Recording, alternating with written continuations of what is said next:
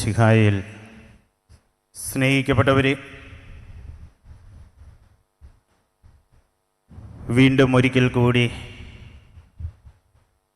ഉദ്ധിതനായ കർത്താവ് തൻ്റെ ശിഷ്യന്മാർക്ക് പ്രത്യക്ഷനാവുകയാണ്. സുവിശേഷം തന്നെ പറയുന്നൊരു കാര്യമുണ്ട്. ഇത് 3-ാം തവണയാണ് ഈശോ ഉയർത്തെഴുന്നേറ്റതിന് ശേഷം തൻ്റെ ശിഷ്യന്മാർക്ക് പ്രത്യക്ഷപ്പെടുന്നത്. ആദ്യ 2 പ്രാവശ്യവും ഈശോ വിശുദ്ധ ലിഖിതങ്ങളെല്ലാം അവർക്ക് വ്യാഖ്യാനിച്ചു കൊടുത്തുകൊണ്ട് അവൻ്റെ മരണവും ഉയർപ്പും സകല മനുഷ്യകുലത്തിൻ്റെയും രക്ഷയ്ക്ക് വേണ്ടിയാണെന്ന് അവർക്ക് മനസ്സിലാക്കി കൊടുക്കുകയും ഈ രക്ഷയ്ക്ക് സാക്ഷികളായി തീരുകയാണ് അവരുടെ ദൗത്യമെന്ന് അവരെ പഠിപ്പിക്കുകയും ചെയ്തു. 2 പ്രാവശ്യം ഈശോ അവർക്ക് മുമ്പിൽ വിശുദ്ധ ലിഖിതങ്ങൾ വ്യാഖ്യാനിച്ച് അവൻ എന്തിനു വേണ്ടി ഈ ലോകത്തിലേക്ക് വന്നു, മനുഷ്യകുലത്തിൻ്റെ രക്ഷയ്ക്ക് വേണ്ടി അവൻ മരിച്ചു, അവൻ ഉത്ഥാനം ചെയ്തു എന്നൊക്കെ മനസ്സിലാക്കി കൊടുത്തിട്ടും വീണ്ടും 3-ാം തവണ ഈശോ വന്നപ്പോഴും സുവിശേഷം പറയുകയാണ്, അവർക്ക് അവനെ മനസ്സിലായില്ല. ഈശോ ഉയർത്തെഴുന്നേറ്റ വിവരവും ഈശോ ഉയർത്തെഴുന്നേറ്റ് അവരെ ജെറൂസലേമിൽ തന്നെ തങ്ങുവിനെന്ന് പറഞ്ഞിട്ടും കടുത്ത നിരാശയിൽപ്പെട്ട ശിഷ്യന്മാർ തങ്ങളുടെ ജീവിതത്തിൽ ഇനി എന്തു ചെയ്യുമെന്ന് ചിന്തിച്ച് ജീവിതം തന്നെ വഴിമുട്ടിപ്പോകുമെന്ന് മനസ്സിലാക്കിയപ്പോൾ അവർ ഉപേക്ഷിച്ച വലയും വഞ്ചിയും തേടി പുറപ്പെടുന്നു. അത് കണ്ടുപിടിച്ച് വീണ്ടും പഴയ മാർഗത്തിലേക്ക് 3 വർഷക്കാലം ഗുരു ഉണ്ടായിരുന്നു. ഗുരുവിനോടൊപ്പം നടന്നപ്പം കുറേ ഡൊണേഷൻസൊക്കെ കിട്ടിയിരുന്നു. ഇനി ഗുരു എവിടെയെന്നറിയില്ല, ഇനി ഇങ്ങനെ പോയാൽ പറ്റില്ല, അധ്വാനിക്കണമെന്നൊക്കെ ചിന്തിച്ചിട്ടുണ്ടാവാം. എങ്ങനെയാണെങ്കിലും മീൻ പിടിക്കുവാനായിട്ട് രാത്രി മുഴുവൻ അവർ അധ്വാനിച്ചു. പക്ഷേ അവർക്ക് ഒന്നും കിട്ടിയില്ല. പ്രഭാതമായപ്പോൾ ഈശോ അവരുടെ മുമ്പിലേക്ക് കടന്നു വന്നിട്ട് അവരോട് ചോദിക്കുകയാണ്, നിങ്ങളുടെ കയ്യിൽ എന്തെങ്കിലും ഉണ്ടോ? അവർ പറഞ്ഞു, രാത്രി മുഴുവൻ ഞങ്ങൾ അധ്വാനിച്ചിട്ടും ഞങ്ങൾക്കൊന്നും കിട്ടിയില്ല. ഒരു മുക്കുവിനെ സംബന്ധിച്ചിടത്തോളം എവിടെയാണ് മീൻ കിട്ടുന്നത്, എപ്പോഴാണ് മീൻ കിട്ടുന്നത്, എങ്ങനെ വലയെറിഞ്ഞാൽ മീൻ കിട്ടുമെന്നൊക്കെ അവർക്കറിയാം. പത്രോസിനെ സംബന്ധിച്ചിടത്തോളം ഈ കടൽ തീരവും ഈ കടലിനുള്ളിലെ ഓരോ ഭാഗവും അവന് മനഃപ്പാഠമാണ്. ഏത് വശത്താണ് മീൻ കിട്ടുക എന്നത് മറ്റാരും അവനെ പറഞ്ഞു പഠിപ്പിക്കേണ്ടതില്ല. ജീവിതത്തിലെ ശൈശവം മുതൽ ഈശോ വിളിക്കുന്നത് വരെ അവനറിയാമായിരുന്നു എങ്ങനെയാണ് മീൻ പിടിക്കേണ്ടത്, എവിടെയാണ് മീൻ കിട്ടുക, എങ്ങനെയാണ് ഏതു വശത്തേക്കാണ് വലയെറിയേണ്ടത് എന്ന്. എന്നാൽ ഈശോ അവനെ വിളിച്ചപ്പോൾ ഒരു കാര്യം പറഞ്ഞു, ഇനിമേൽ മീൻ പിടിക്കുവാനല്ല ഞാൻ നിന്നെ വിളിക്കുന്നത് മനുഷ്യരെ പിടിക്കുവാൻ വേണ്ടിയാണ്. ദൈവരാജ്യത്തിനു വേണ്ടി സകല മനുഷ്യരെയും ഈശോ പ്രഖ്യാപിച്ച സുവിശേഷം പ്രഘോഷിച്ചുകൊണ്ട് സ്വർഗരാജ്യത്തിനു വേണ്ടി എല്ലാവരെയും സ്വർഗരാജ്യത്തിലേക്ക് ആകൃഷ്ടരാക്കുക എന്ന വലിയ ദൗത്യം, മനുഷ്യരെ പിടിക്കുവാൻ ഞാൻ നിന്നെ നിയോഗിച്ചു, ഞാൻ നിന്നെ വിളിച്ചു എന്നൊക്കെ പറഞ്ഞുകൊണ്ട് ഈശോ അവനെ തിരഞ്ഞെടുത്തിരുന്നു. എന്നാൽ കടുത്ത നിരാശ വന്നപ്പോൾ അവൻ ഇതെല്ലാം മറന്നിട്ട് അവനവൻ്റെ ജീവിത ദൗത്യം പോലും മറന്നുകൊണ്ട് അവൻ ഈശോയെ പോലും ഉദ്ധിതനായ കർത്താവിനെ പോലും ഉപേക്ഷിച്ചിട്ട് അവൻ്റെ പഴയ മാർഗത്തിലേക്ക് പോകുമ്പോൾ അവൻ യേശുവില്ലാതെ ജീവിക്കുവാൻ തുടങ്ങുമ്പോൾ കർത്താവിൻ്റെ സാന്നിധ്യത്തിൽ നിന്ന് അകന്നിട്ട് അവൻ അവൻ്റേതായ രീതികളിൽ സ്വയം അധ്വാനിക്കുവാനും പരിശ്രമിക്കുവാനുമൊക്കെ തുടങ്ങുമ്പോൾ അവന് യാതൊരു ഫലവും കിട്ടുന്നില്ല. അവൻ്റെ ശ്രമങ്ങളെല്ലാം വിഫലമായി മാറുന്നതായിട്ട് അവൻ തന്നെ കർത്താവിൻ്റെ മുമ്പിൽ ഏറ്റുപറയുന്നതായിട്ട് നമുക്ക് കാണുവാനായിട്ട് സാധിക്കും. പ്രിയമുള്ളവരെ, കർത്താവിനെ കൂടാതെ നമ്മൾ നമ്മുടെ ജീവിതത്തിൽ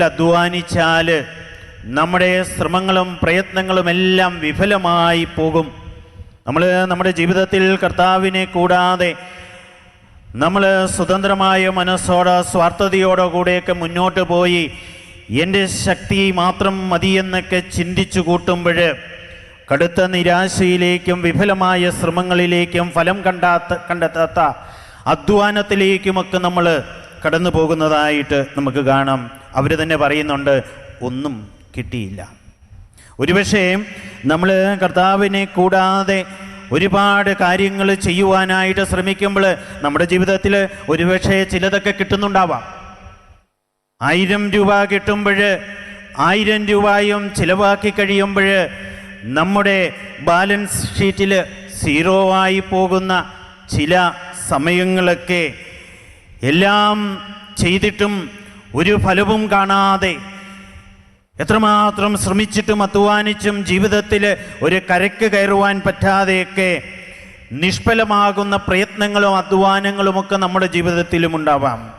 ചിലരൊക്കെ കൗൺസിലിങ്ങിനൊക്കെ വരുമ്പോൾ പറയുന്നുണ്ട്, അച്ഛാ ലോൺ എടുത്തിട്ടാണ് കാര്യങ്ങൾ ചെയ്യുന്നത്, പക്ഷേ ആ ലോൺ അടയ്ക്കുവാൻ പോലും തികയുന്നില്ല. ചിലരൊക്കെ വന്നിട്ട് പറയാറുണ്ട്, ചില സമയത്ത് ചില ബിസിനസ്സൊക്കെ ചെയ്തിട്ട് 50,000-ഉം 1,00,000 രൂപയും ഒക്കെ വീട്ടിൽ കൊണ്ടുവന്ന് വെച്ചിട്ട് 2 ദിവസത്തിനകം 500 രൂപ പോലും തിരിച്ചെടുക്കുവാനില്ലാത്ത ചില അവസ്ഥകളിലേക്ക് ഞങ്ങൾ കടന്നു പോകുന്നുണ്ട് എന്ന് പറഞ്ഞുകൊണ്ട് കടുത്ത നിരാശയിലൂടെ കടന്നു പോകുന്ന പലരും. പ്രിയമുള്ളവരെ, ഒരുപക്ഷെ നമ്മൾ ദൈവത്തെ ഉപേക്ഷിച്ചാൽ ദൈവം കാണിച്ചു തന്ന ജീവിത ദൗത്യങ്ങൾ വിട്ടിട്ട് ദൈവം ഒന്നാക്കിയ കുടുംബത്തിൽ നിന്ന് നമ്മൾ ഓടിമറയുമ്പോൾ ഒരുപക്ഷെ നമ്മുടെ ജീവിതം ചിലപ്പോൾ നിഷ്ഫലമായി പോകുന്നതായിട്ട് നമുക്ക് കാണുവാനായിട്ട് സാധിക്കും.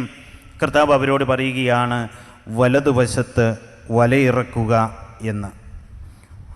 ഈ വലതുവശം എന്ന് പറയുന്നത് ഒരുപക്ഷെ നമ്മുടെ വിശ്വാസത്തിൻ്റെ വലതുവശമായിരിക്കാം, നമ്മുടെ പ്രത്യാശയുടെ വലതുവശമായിരിക്കാം, നമ്മുടെ സ്നേഹത്തിൻ്റെ വലതുവശമായിരിക്കാം, കർത്താവിൻ്റെ സാന്നിധ്യമുള്ള ആ വലതുവശമായിരിക്കാം, പിതാവിൻ്റെ വലതുവശത്ത് ഉപവിഷ്ടനായിരിക്കുന്ന ക്രിസ്തുവിൻ്റെ സാന്നിധ്യമുള്ള വലതുവശത്തായിരിക്കാം. കർത്താവ് ഇന്ന് നമ്മളോട് ഓരോരുത്തരോടും പറയുകയാണ്, മകനെ മകളെ, നീ നിൻ്റെ വലതുവശത്ത് വലയിറക്കുവീനെന്ന്. ഒരുപക്ഷെ ഇന്നോളം നമ്മൾ നമ്മുടെ ജീവിതമാകുന്ന വലയിറക്കിയത് റോങ് സൈഡിലായിരിക്കും. അതുകൊണ്ട് കർത്താവ് ഇന്ന് നമ്മളോട് പറയുകയാണ്, നിന്റെ ജീവിതത്തിൻ്റെ വലയിറക്കുന്ന റോങ് സൈഡുകളെല്ലാം മാറ്റിയിട്ട് റൈറ്റ് ആയ സൈഡിലേക്ക്, വലതുവശത്തേക്ക് നീ നിൻ്റെ വലയിറക്കുവിൻ എന്ന്. കർത്താവിൻ്റെ വചനത്തിൽ വിശ്വസിച്ച് അവർ വലയിറക്കിയപ്പോൾ നമുക്ക് കാണുവാനായിട്ട് സാധിക്കും 153 മത്സ്യങ്ങൾ. യഹൂദർക്കൊരു വിശ്വാസമുണ്ടായിരുന്നു, ഈ കടലിൽ ഏതാണ്ട് 153 തരം മത്സ്യങ്ങളുണ്ട് എന്ന്. അതവരുടെ ഒരു വിശ്വാസമായിരുന്നു. അപ്പോഴേ ഈശോ പറഞ്ഞതനുസരിച്ച് അവർ വലയിറക്കിയപ്പോൾ ആ സമുദ്രത്തിലുള്ള സകല മത്സ്യങ്ങളും സകലവിധ മത്സ്യങ്ങളും ആ വലയിൽ കുടുങ്ങുന്നതായിട്ട് നമുക്ക് കാണുവാനായിട്ട് സാധിക്കും. ഇത് പത്രോസിൻ്റെ മനസ്സ് തിരിക്കുവാൻ ഈശോ ചെയ്ത ഒരു കാര്യം കൂടിയാണ്. കാരണം അവനെ വിളിച്ചപ്പോൾ ഈശോ പറഞ്ഞിരുന്നു, നീ ഇനിമേൽ മത്സ്യം പിടിക്കുന്നവനല്ല, നീ മനുഷ്യരെ പിടിക്കുന്നവനാണ്. ദൈവരാജ്യത്തിന് വേണ്ടി ശുശ്രൂഷ ചെയ്യുക എന്നതാണ് എന്നെ അനുധാവനം ചെയ്തുകൊണ്ട് ഞാൻ പ്രഘോഷിച്ച സദ്വാർത്ത ലോകത്തിൻ്റെ നാനാഭാഗങ്ങളിലും പോയി പ്രഘോഷിക്കുക എന്നതാണ് നിന്റെ ദൗത്യം.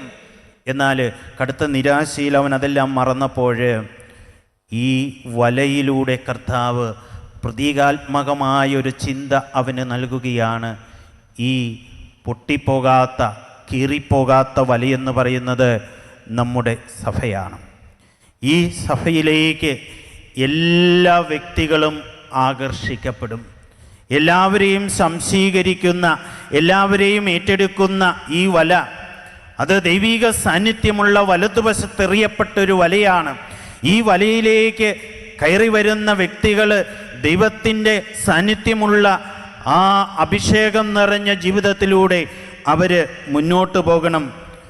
നമ്മൾ കാണുന്നുണ്ട്, പത്രോസിനെ ശക്തിപ്പെടുത്തുവാനായിട്ട്, മറ്റ് ശിഷ്യന്മാരെ ശക്തിപ്പെടുത്തുവാനായിട്ട് ഈശോ ഈ വചനം അവർക്ക് ഓതിക്കൊടുക്കുകയാണ്. ഇനിമേൽ നിങ്ങൾ മത്സ്യം പിടിക്കുന്നവരല്ല, സഭയ്ക്ക് വേണ്ടി മനുഷ്യരെ, മനുഷ്യാത്മാക്കളെ ദൈവരാജ്യത്തിനു വേണ്ടി നിങ്ങളിത് ചെയ്യണമെന്ന് പറഞ്ഞുകൊണ്ട് അവരെ ശക്തിപ്പെടുത്തുന്നു. അവർ കരക്കിറങ്ങിയപ്പോൾ അവിടെ മറ്റൊരു കാഴ്ച കണ്ടു. അവിടെ കർത്താവ് തന്നെ അവർക്ക് പ്രാതൽ ഒരുക്കി വച്ചിരിക്കുന്നതായിട്ട് സുവിശേഷത്തിൽ നമ്മൾ കാണുന്നുണ്ട്. ദൈവത്തിൻ്റെ നീതിയും അവൻ്റെ രാജ്യവും അന്വേഷിക്കുക ആദ്യം. അതിനെ അന്വേഷിച്ച് അതിനുവേണ്ടി പ്രയത്നിക്കുമ്പോൾ നിൻ്റെ ജീവിതത്തിനാവശ്യമായ മറ്റെല്ലാം നിൻ്റെ ജീവിതത്തോട് കൂട്ടിച്ചേർക്കപ്പെടും. ഈശോ പത്രോസിനോട് പറയുകയാണ്, എന്നെ അനുഗമിക്കണം, എൻ്റെ രാജ്യത്തിനു വേണ്ടി, സ്വർഗരാജ്യത്തിലേക്ക് മനുഷ്യരെ എത്തിക്കുവാൻ വേണ്ടി, ആകൃഷ്ടരാക്കുവാൻ വേണ്ടി വചനം പ്രഘോഷിച്ചുകൊണ്ട് നീ മുന്നോട്ട് പോകുമ്പോൾ നിൻ്റെ ജീവിതത്തിനാവശ്യമായതെല്ലാം നിനക്ക് മുന്നിൽ ഞാൻ എത്തിച്ചു തരും. അഭിഷേകമായി, കൃപയായിട്ട് എല്ലാം നിനക്ക് നിറച്ചു തരുമെന്ന് കർത്താവ് പറയുകയാണ്. പ്രിയമുള്ളവരെ, ഈ വചനത്തിലൂടെ കടന്നു പോകുമ്പോൾ നമ്മുടെ ജീവിതത്തിലും ഇതേ വചനം തന്നെയാണ് കർത്താവ് പറയുന്നത്. നിങ്ങൾ എന്നെ അനുധാവനം ചെയ്യുക, എൻ്റെ സുവിശേഷത്തിന് സാക്ഷികളാകുക. നിങ്ങളുടെ ജീവിതത്തിൽ, നിങ്ങളുടെ കുടുംബത്തിൽ നിങ്ങൾ ഏറ്റെടുക്കേണ്ട ദൗത്യമുണ്ട്. സ്നേഹത്തിൻ്റെ ദൗത്യം, കൂട്ടിച്ചേർക്കലിൻ്റെ ദൗത്യം, ചേർന്നിരിക്കേണ്ട ദൗത്യം, സ്നേഹിക്കേണ്ടതായ ദൗത്യം, ത്യാഗങ്ങളും സഹനങ്ങളും ഏറ്റെടുത്തുകൊണ്ട് ക്രിസ്തുവിനു വേണ്ടി, വിശ്വാസത്തിനു വേണ്ടി പ്രത്യാശയോടെ മുന്നേറേണ്ടതായ ദൗത്യം. ഈ ദൗത്യത്തിലേക്ക് നിങ്ങൾ കടന്നു വരുമ്പോൾ നിങ്ങളുടെ ജീവിതത്തിനാവശ്യമായതെല്ലാം ഞാൻ കൂട്ടിച്ചേർത്ത് തരും. പിതാവിൻ്റെയും പുത്രൻ്റെയും പരിശുദ്ധാത്മാവിൻ്റെയും നാമത്തിൽ ആമേൻ.